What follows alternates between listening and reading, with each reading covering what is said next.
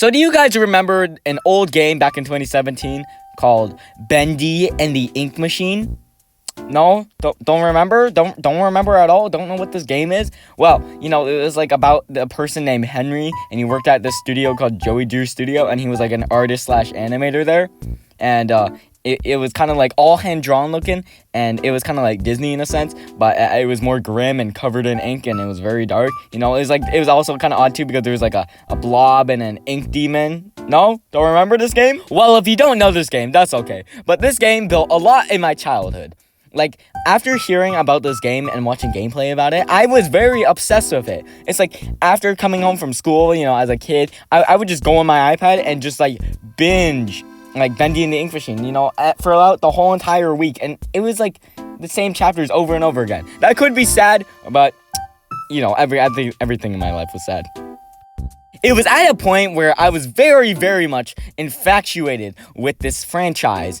And it was at a point where my parents were like, okay, so we understand that you're so many demons in the basement, so let's get you the shirt. And I was very ecstatic of receiving this shirt. It was very, very oversized, and it never fit me at all. But that didn't stop me from running around the house with this oversized shirt on. And later on, my parents got me the game for the Switch, the Bendy and Ink Machine game for the Switch. And when I played it, my first impressions were really...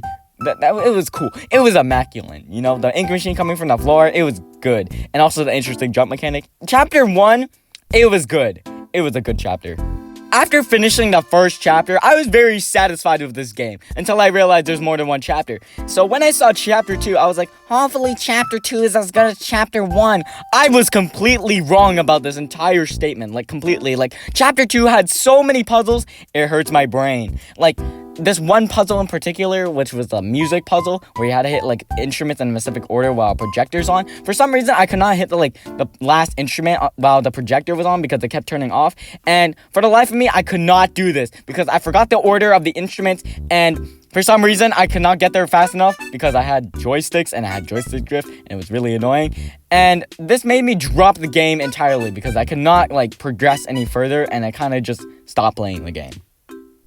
After not finishing the game, I was just watching more Bendy and the Ink Machine until I realized people actually recreate the in-game foods in games. So I saw a bacon soup one, and I was like, people actually make these? Holy! So I went up to my dad, and I'm like, hey, can you make this, bacon soup? And I show him the video I was watching, and it had a recipe. So my dad kind of just, brings out the pot and just kind of, whips it up really quickly. And I'm like, yo, not gonna lie, this actually looks like the in-game bacon soup, because he emptied a can and he put the soup in the can, and as well he printed a label from the Bendy and Ink Machine game, and it was the label of the soup, and I was like, yo, this is actually the soup in the game, but it's black and white though, so it's kind of, yeah. And when I tasted it, it tasted really good. I'm not gonna lie, it was a little sweet, but it was really good bacon soup.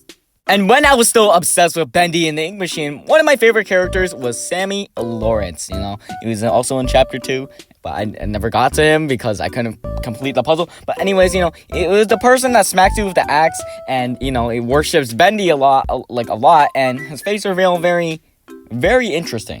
During the peak of the Bendy and the Ink Machine, franchise, there were a lot of, rap music and normal music of the game, and it was very interesting, I guess. There's just a lot of them.